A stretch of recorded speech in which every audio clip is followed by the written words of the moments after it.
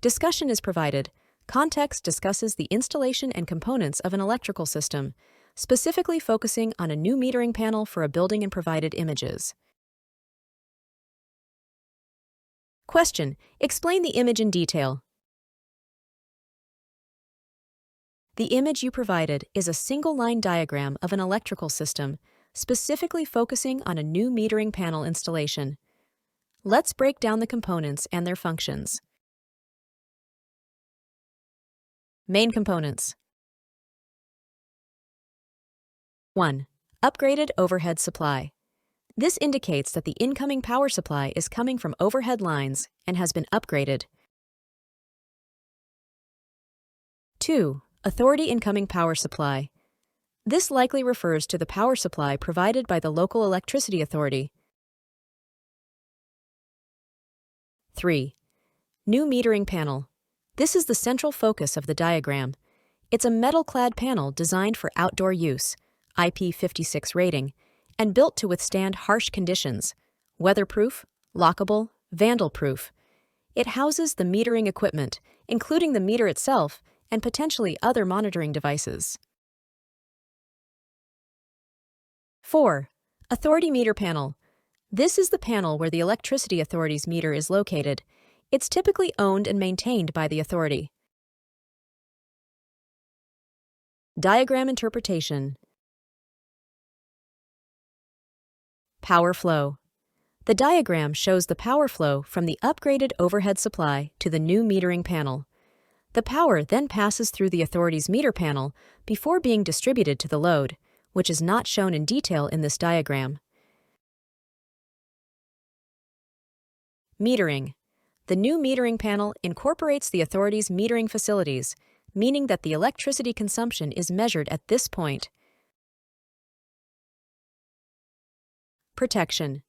The metal-clad construction and weatherproofing features of the new metering panel are designed to protect the metering equipment from environmental factors and potential damage. Additional notes. The diagram uses standard electrical symbols to represent the components. For example, the circle with the cross inside represents a fuse or circuit breaker. The diagram doesn't show the internal wiring of the panels or the specific connections between the components. It provides a high-level overview of the power flow and the location of the metering equipment. In summary, the diagram illustrates the installation of a new, robust metering panel that is designed to withstand harsh conditions and facilitate accurate measurement of electricity consumption. It highlights the connection to the upgraded overhead supply and the integration of the authority's metering facilities. Let me know if you have any other questions about this diagram or electrical systems in general. Question: what is meaning of 80A, SCCD, boxes with cross and box with circle and M?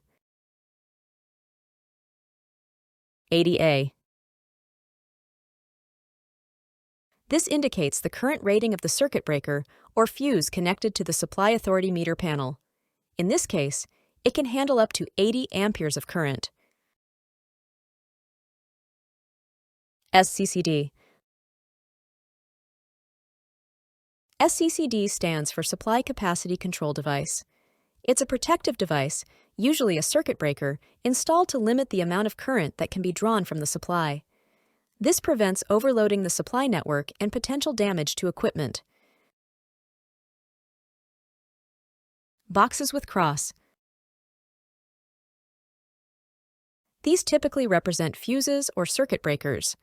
The cross inside indicates that the device is open or in the off position. Box with circle and M.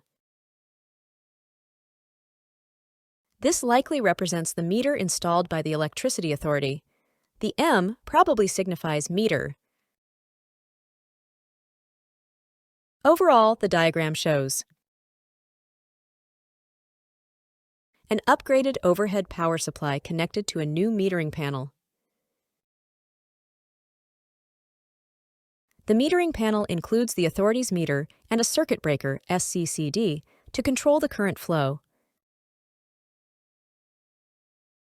The diagram emphasizes the weatherproof and secure design of the metering panel. The diagram you provided shows a single-line electrical diagram for a new main switchboard, MSB. This diagram provides a simplified representation of the electrical system, showing the major components and their connections. MCBs, miniature circuit breakers, are the most common type of circuit breaker used in residential and commercial electrical installations. They are designed to protect electrical circuits from overcurrent, which can be caused by overload, excessive current draw, or short circuit. Here are some key features and functions of MCBs. Key features. Current rating. MCBs are rated for a specific current, in amperes, that they can safely handle. If the current flowing through the circuit exceeds this rating, the MCB will trip, interrupting the power supply to protect the circuit and connected equipment. Trip curve. MCBs have different trip curves, which determine how quickly they will trip in response to different levels of overcurrent. This ensures that the MCB provides appropriate protection for various types of loads. Pole configuration. MCBs can be single-pole, double-pole, or three-pole, depending on the number of phases they control. Functions. Overload protection. MCBs protect circuits from overload conditions, which can occur when too many devices are connected to a circuit or when a device draws excessive current. Short circuit protection. MCBs also protect circuits from short circuits, which can occur when the insulation between conductors fails, allowing current to flow directly between them. Selective protection. MCBs can be coordinated with other protective devices, such as fuses or larger circuit breakers, to ensure that only the faulty circuit is isolated, minimizing disruption to other parts of the electrical system. In the diagram you provided, the MCBs are represented by the symbols with the cross inside. The numbers next to the symbols indicate the circuit number. The diagram also shows the different types of circuits protected by the MCBs, such as lighting circuits, power circuits, and various appliances. Question: does MCB and SSCD has same function then? Why both are required rather than one of them? While MCBs and SCCDs both serve to protect electrical circuits, they have distinct roles and are often used in conjunction with each other to provide comprehensive protection. MCB, miniature circuit breaker. Primary function: protects circuits from overcurrent due to overload or short circuit. Protection mechanism: detects excessive current flow and trips to interrupt the circuit. Application: widely used in residential and commercial settings to protect individual circuits. SCCD, supply capacity control device. Primary function: limits the amount of current drawn from the main supply, preventing overloading of the distribution system. Protection mechanism: monitors the total current consumption and trips if it exceeds a predefined limit. Application: often used in commercial and industrial settings to protect the main distribution board and the incoming supply. Why both are required? 1. Hierarchical protection. MCBs provide protection at the individual circuit level, while SCCDs protect the overall supply. This layered approach ensures that if one circuit is overloaded, it doesn't affect the entire system. 2. Different fault types. MCBs are primarily designed to protect against overcurrent faults, while SCCDs are more focused on preventing overloading of the entire supply. 3. Coordination. MCBs and SCCDs can be coordinated to ensure that they trip in the correct sequence, minimizing disruption to the electrical system. In summary, MCBs and SCCDs work together to provide a robust and reliable electrical system. By using both types of devices, it is possible to protect individual circuits, prevent overloading of the main supply, and minimize the impact of electrical faults. Question: what is 1 to 24 numbers represents meaning of surge protection, type 1 and 2, 12.5 Ka, 24 pole chassis, hanger B, and R panel board meaning? 1 to 24 numbers. These numbers represent individual circuits within the main switchboard, MSB. Each number corresponds to a specific circuit breaker that controls the power supply to a particular load. For instance, circuit number 1 might control the lighting in a specific room, while circuit number 10 might control a power outlet. Surge protection type 1 and 2. Type 1. This type of surge protection device, SPD, is designed to protect the entire electrical system from direct lightning strikes and high voltage surges. It's typically installed at the service entrance. Type 2. This type of SPD is designed to protect sensitive electronic equipment within the building from lower-level voltage surges that can occur within the electrical system itself. It's typically installed near the distribution panel. 12.5 Ka. This likely refers to the maximum impulse current that the surge protection device can handle. In other words, it's the maximum amount of current that the SPD can safely dissipate during a surge event. 24 pole chassis. This means that the MSB has 24 individual circuit breaker positions, each capable of controlling a separate circuit. Hanger B and R panel board. This refers to the manufacturer and model of the MSB. Hanger is a well-known manufacturer of electrical distribution equipment, and the B and R panel board is likely a specific series or model within their product range. Overall, the diagram shows a new MSB with a 24-pole chassis, capable of controlling 24 individual circuits.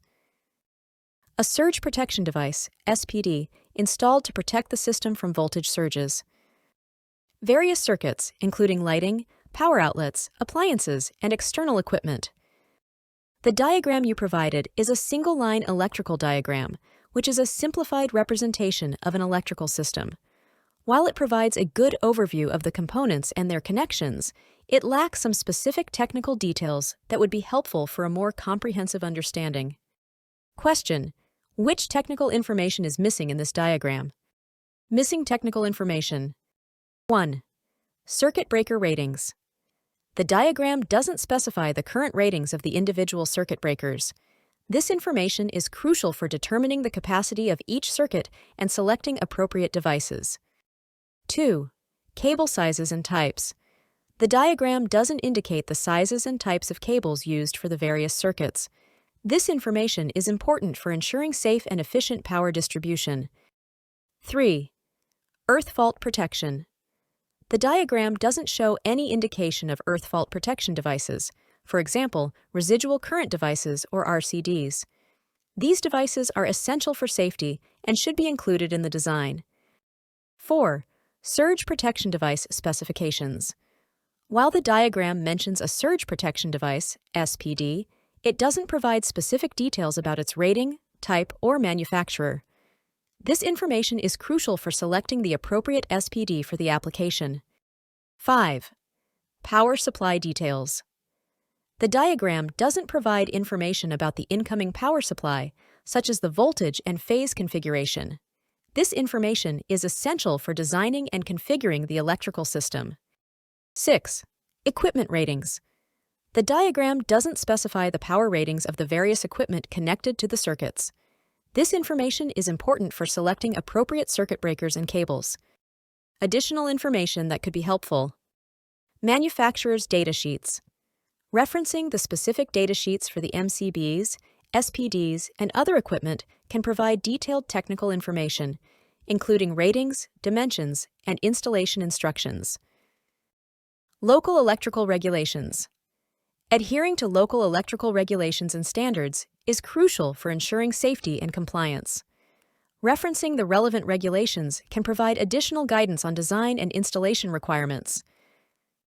By incorporating these missing details, the diagram can provide a more complete and accurate representation of the electrical system. This will aid in understanding the system's functionality, troubleshooting, and maintenance. Question: what does 63A represent? 63A in the context of an electrical diagram represents the current rating of a circuit breaker or fuse. In simpler terms, it means that this particular circuit can safely handle a maximum current of 63 amperes. If the current flowing through the circuit exceeds 63A, the circuit breaker will trip, interrupting the power supply to protect the circuit and connected devices from potential damage. This information is crucial for understanding the capacity and limitations of a specific circuit. While metering panel handles 80A and MCB 63A, why same single-line circuit has different capacity? How it is possible? The difference in current ratings between the metering panel, 80A, and the MCB, 63A, on the same single-line circuit can be explained by the following factors. 1. Protective device coordination. Metering panel. The metering panel's 80A rating indicates its capacity to handle the maximum current that can be drawn from the supply. It serves as the primary protective device for the entire installation. MCB. The MCB, rated at 63A, provides additional protection for specific circuits. It is designed to trip before the metering panel's main breaker if there is an overload or short circuit on that particular circuit. 2. Selective protection. Selective protection ensures that only the faulty circuit is isolated, minimizing disruption to the rest of the system. In this case, the 63A MCB is designed to trip before the 80A main breaker, thus isolating the faulty circuit and preventing a complete power outage. 3. Load requirements. The 63A rating of the MCB is determined based on the expected load on that particular circuit. If the load is expected to exceed 63A, a higher rated MCB would be required. In summary, the 80A rating of the metering panel indicates the overall capacity of the installation, while the 63A rating of the MCB specifies the maximum current that can safely flow through a particular circuit. By using different ratings for these devices, the electrical system can be effectively protected against overloads and short circuits.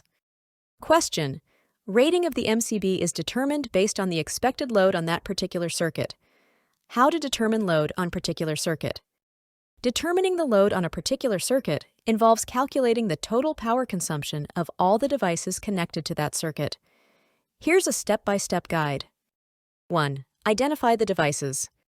List all the devices connected to the circuit, including lights, outlets, appliances, etc. 2. Determine the wattage of each device. Check the wattage rating on each device. This information is usually found on a label or in the device's manual. If the wattage isn't listed, you can often find the voltage and amperage ratings. Use the formula watts = volts x amps to calculate the wattage. 3. Calculate the total wattage. Add up the wattage of all the devices connected to the circuit. 4. Convert wattage to amperage. Use the formula amps = watts, volts. The voltage in your home is typically 120 V or 240 V. 5. Consider the demand factor. Not all devices on a circuit will be running simultaneously. A demand factor is used to account for this. It's a factor that reduces the total calculated load to a more realistic value. Consult local electrical codes for specific demand factors. 6. Select the appropriate MCB. Choose an MCB with a current rating that is slightly higher than the calculated load, taking into account the demand factor. It's generally recommended to leave some margin for future additions or increased loads.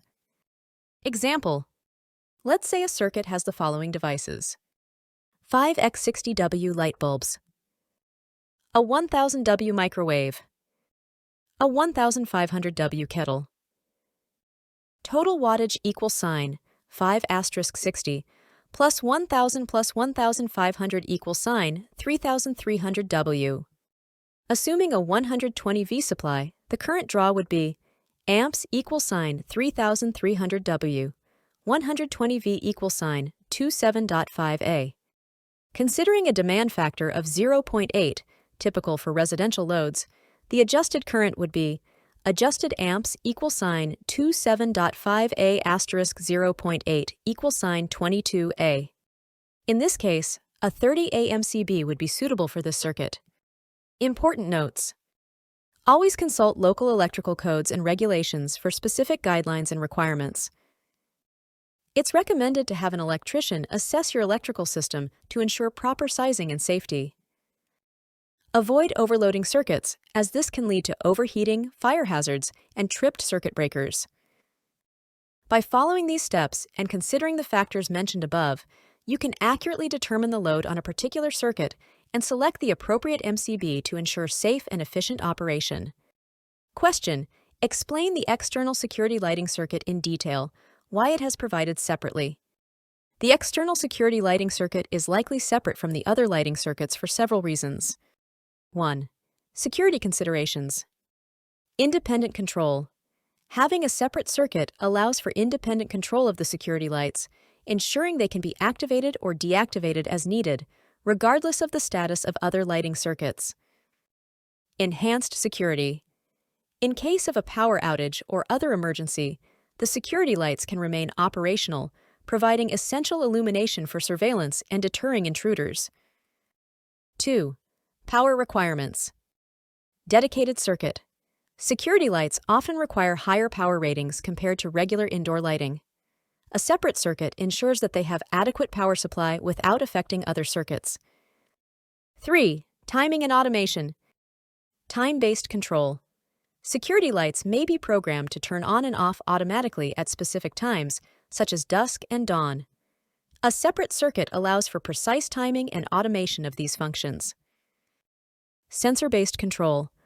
Some security lights are equipped with motion sensors or other sensors that activate them when triggered.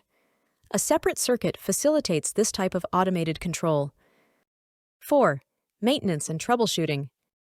Isolation. Isolating the security lighting circuit makes it easier to troubleshoot and maintain without affecting other parts of the electrical system. By separating the security lighting circuit, the system gains flexibility, reliability, and enhanced security features. It allows for tailored control, power supply, and automation, ensuring optimal performance of the security lighting system. Question: explain the diagram in detail. Title: PE cell and electronic timer with override detail. Components and function. 1. Photoelectric cell, PE cell. O detects ambient light levels. O sends a signal to the time clock to control lighting based on daylight conditions. 2. 7-day 24-hour electronic programmable time clock with battery backup. O allows for precise scheduling of lighting operations. O can be programmed to turn lights on and off at specific times, regardless of daylight conditions. O, the battery backup, ensures the time clock continues to function even during power outages. 3. 10A relay, R1. O activated by the time clock or photoelectric cell. O controls the power supply to the lighting circuit. 4. 20A AC3 contact. O switches the lighting circuit on and off. O, the AC3 rating, indicates it's suitable for switching inductive loads like motors or fluorescent lights. 5. 3-position switch. O provides manual override control of the lighting circuit. O positions. Auto allows the time clock and photoelectric cell to control the lighting. On forces the lighting to stay on regardless of time or light conditions. Off turns the lighting off, overriding any automated settings. How it works. 1. Automatic mode, auto. O, the photoelectric cell senses the ambient light level. 1. The time clock uses the daylight information and its programmed schedule to determine when to turn the lights on or off. O, the time clock signals the 10A relay to activate or deactivate, which in turn controls the 20A contact to switch the lighting circuit. 2. Manual override, on or off. O, the 3-position switch, can override the automated control. O, setting it to on forces the 20A contact to remain closed, keeping the lights on. O, setting it to off forces the 20A contact to open, turning the lights off. In summary, this diagram illustrates a system designed to control lighting based on a combination of time-based scheduling and daylight sensing. The photoelectric cell and electronic time clock work together to provide automated control, while the 3-position switch allows for manual override when needed. This system offers flexibility and energy efficiency in lighting management. Question: explain the detail of diagram. The provided diagram presents a detailed plan for a new building, likely a residential or commercial structure. Let's break down the key elements. Overall layout. Building structure. The main building structure is outlined, indicating the overall footprint and layout of the building. Roof. The roof structure is shown, including details about the pitch and potential solar panel installation. External features. Features like the driveway, footpath, and landscaping elements are indicated. Electrical and mechanical systems. New metering panel. This panel will be installed to provide electrical power to the building. Weatherproof isolator. This device will be used to isolate the power supply to the condensing unit for maintenance or safety purposes. Solar panels. The diagram indicates the proposed location for solar panels on the roof, along with details about the type and number of panels. Underground communications. Conduit. A new underground conduit will be installed to provide communication services to the building. Other details. Existing services. The diagram shows the location of existing services like the overhead power supply and telephone connection. Construction notes.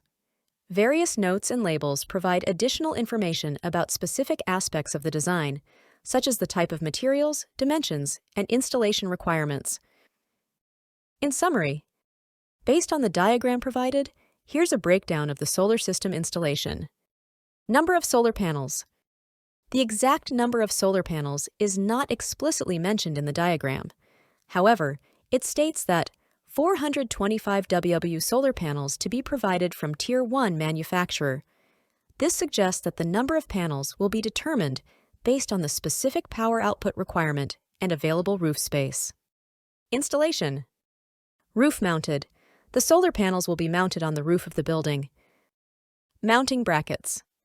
Custom-made mounting brackets will be used to secure the panels to the roof, ensuring optimal tilt and azimuth for maximum solar energy absorption. Power generation. Estimated power output. The total power output of the system will depend on the number of panels installed and their individual wattage. For example, if 10 panels are installed, the total power output would be approximately 4.25 kWp, kilowatt peak. Peak power. This is the maximum power the system can generate under ideal conditions, usually when the sun is directly overhead. Connection to power meter. Inverter. A solar inverter will be installed to convert the direct current, DC power, generated by the solar panels into alternating current, AC power, which can be used by household appliances. Grid connection. The AC power generated by the inverter will be fed into the building's electrical system and connected to the existing power meter. Net metering. The system will likely be connected to the grid through a net metering arrangement, where excess energy generated by the solar panels can be fed back into the grid and credited to the property owner's account. Please note that the specific details of the solar system installation, such as the exact number of panels and the expected power output, will be determined based on a detailed site assessment and the specific requirements of the building. How many solar systems shall be provided, how they shall be installed, how much power shall be generated, how they will be connected to power meter. Based on the diagram provided, here's a breakdown of the solar system installation. Number of solar panels. The exact number of solar panels is not explicitly mentioned in the diagram. However, it states that 425 W solar panels to be provided from Tier 1 manufacturer. This suggests that the number of panels will be determined based on the specific power output requirement and available roof space. Installation. Roof mounted. The solar panels will be mounted on the roof of the building. Mounting brackets. Custom-made mounting brackets will be used to secure the panels to the roof, ensuring optimal tilt and azimuth for maximum solar energy absorption. Power generation. Estimated power output. The total power output of the system will depend on the number of panels installed and their individual wattage. For example, if 10 panels are installed, the total power output would be approximately 4.25 kWp, kilowatt peak. Peak power. This is the maximum power the system can generate under ideal conditions, usually when the sun is directly overhead. Connection to power meter. Inverter. A solar inverter will be installed to convert the direct current, DC power generated by the solar panels into alternating current, AC power, which can be used by household appliances. Grid connection. The AC power generated by the inverter will be fed into the building's electrical system and connected to the existing power meter. Net metering. The system will likely be connected to the grid through a net metering arrangement where excess energy generated by the solar panels can be fed back into the grid and credited to the property owner's account. Please note that the specific details of the solar system installation, such as the exact number of panels and the expected power output, will be determined based on a detailed site assessment and the specific requirements of the building. Question: how much power can be generated using each solar panel? What is size of each solar panel? How to calculate the power generation from each solar panel? How to convert power of 4.2 kWp into AMP? What is the weight of each panel? What are the equipment shall be used for construction of this solar panel and connection? Solar panel specifications and power generation. Power generation per panel. The diagram specifies that 425 W solar panels will be used. This means that each individual panel, under ideal conditions, direct sunlight, can generate a maximum of 425 watts of power. Panel size. The exact physical dimensions of the panels are not provided in the diagram. However, common sizes for 425 W solar panels are around 2 meters by 1 meter. Calculating power generation. To calculate the total power generation of the solar system, you would need to know the number of panels installed. Let's assume there are 10 panels.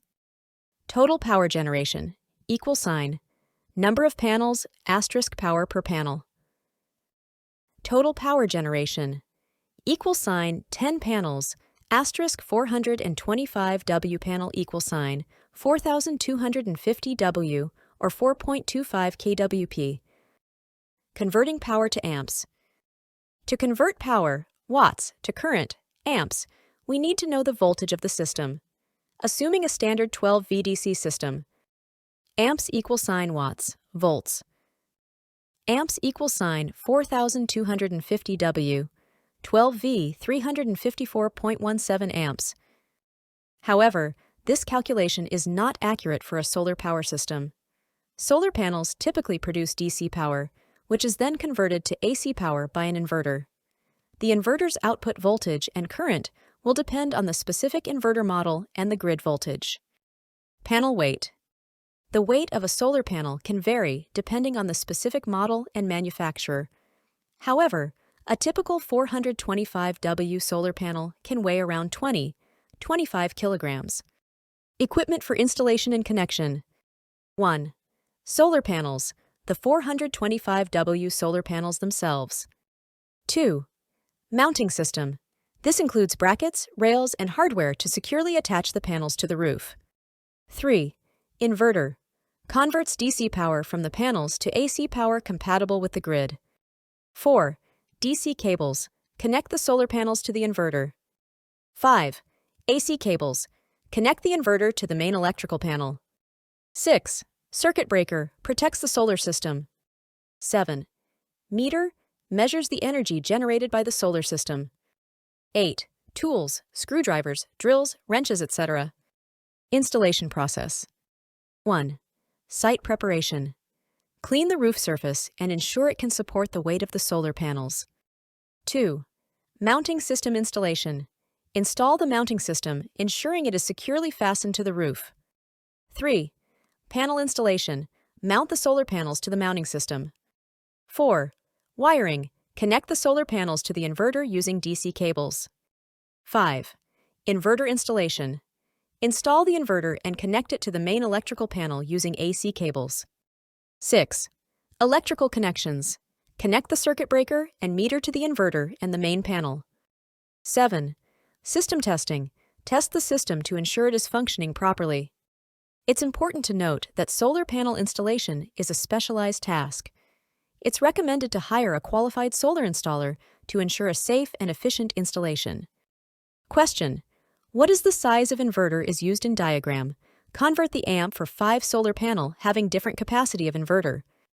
The diagram doesn't explicitly specify the size of the inverter. However, it does mention that Fronius inverters will be used. Fronius offers a range of inverter sizes, and the specific model and size would depend on the total power output of the solar panel system. To determine the inverter size, you would need to consider the following factors. 1. Total power output of solar panels. As mentioned earlier, the diagram specifies 425 W solar panels. The total power output would depend on the number of panels installed. 2. Inverter efficiency. The efficiency of the inverter determines how much of the DC power from the solar panels can be converted into usable AC power. 3. Future expansion. Consider any potential future expansion of the solar system and select an inverter with sufficient capacity to accommodate additional panels. Once you know the total power output of the solar panels, you can select an inverter with a slightly higher capacity to ensure efficient operation. Converting power to amps. As mentioned earlier, converting power, watts, to current, amps, requires knowing the voltage. For solar power systems, the voltage varies depending on the number of panels connected in series. Typically, solar panels are connected in series to increase the voltage, and then multiple strings of panels are connected in parallel to increase the current. To accurately calculate the current, you would need more information about the specific configuration of the solar panel system, including the number of panels in each string and the voltage output of each string. However, as a general guideline, a 5 kilowatt solar system, assuming a 48 VDC system, might produce around 120 amps of DC current. The inverter will then convert this DC current into AC current, which can be fed into the grid. Question: does diagram provide sufficient details for connecting the solar panels into the meter? Provide technical information which is missing in the diagram. The diagram provides a good overview of the solar panel installation, but lacks some crucial technical details for a complete understanding of the connection to the meter. Here's a breakdown of the missing information. Missing technical details. 1. Inverter specifications. The diagram doesn't specify the Type E, model, or capacity of the inverter to be used. This information is crucial for determining the appropriate connection and sizing of the electrical components. 2. DC cable sizing. The size and type of DC cables. Connecting the solar panels to the inverter are not specified. These cables must be appropriately sized to handle the current generated by the solar panels without excessive voltage drop. 3. AC cable sizing. The size and type of AC cables connecting the inverter to the main electrical panel are not specified. These cables must be sized to handle the maximum output current of the inverter. 4. Circuit breaker and fuse ratings. The diagram doesn't indicate the ratings of the circuit breaker and fuse to be used for the solar system. These components must be appropriately sized to protect the system from overcurrent and short circuit. 5. Earthing and bonding. The diagram doesn't show any details about the earthing and bonding arrangements for the solar system. This is crucial for ensuring safety and compliance with electrical regulations. 6. Metering configuration. The diagram doesn't specify how the solar power will be metered. Whether it will be net metering or gross metering will affect the connection to the main power meter. Additional information needed. Number of solar panels. The exact number of solar panels to be installed is not specified. This information is crucial for determining the total power output of the system and the required inverter size. Solar panel orientation. The orientation of the solar panels, azimuth and tilt, is not specified. This information is important for optimizing the energy output of the system. Local electrical codes. The diagram doesn't reference any specific local electrical codes or standards that need to be followed. Adhering to local regulations is crucial for ensuring safety and compliance. To provide a more detailed explanation of how the solar panels will be connected to the meter, a more complete electrical schematic would be required. This schematic would show the specific components, their ratings, and the wiring connections between them. It is important to consult with a qualified solar installer to ensure that the solar system is designed, installed, and connected to the meter correctly and safely.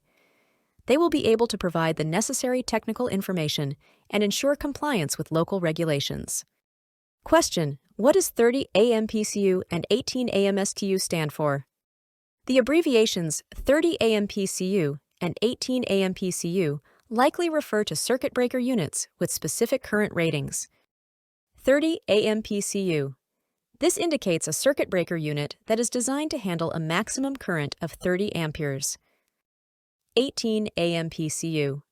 Similarly, this refers to a circuit breaker unit rated for a maximum of 18 amperes. These circuit breakers are essential components of electrical distribution systems used to protect circuits from overcurrent conditions such as overloads and short circuits. The rating of the circuit breaker determines the maximum current that can flow through the circuit safely. Question: where 30 AMPCU and 18 AMSCU are installed? The 30 AMPCU and 18 AMPCU are likely located within the new metering panel, which is indicated in the diagram as being installed as part of the project. This panel will serve as the main distribution point for electrical power within the building. The specific location of the circuit breakers within the panel would depend on the overall design and layout of the panel. However, they would typically be mounted on a DIN rail inside the panel enclosure. It's important to note that the exact location and configuration of the circuit breakers should be determined by a qualified electrician based on the specific requirements of the building and local electrical codes.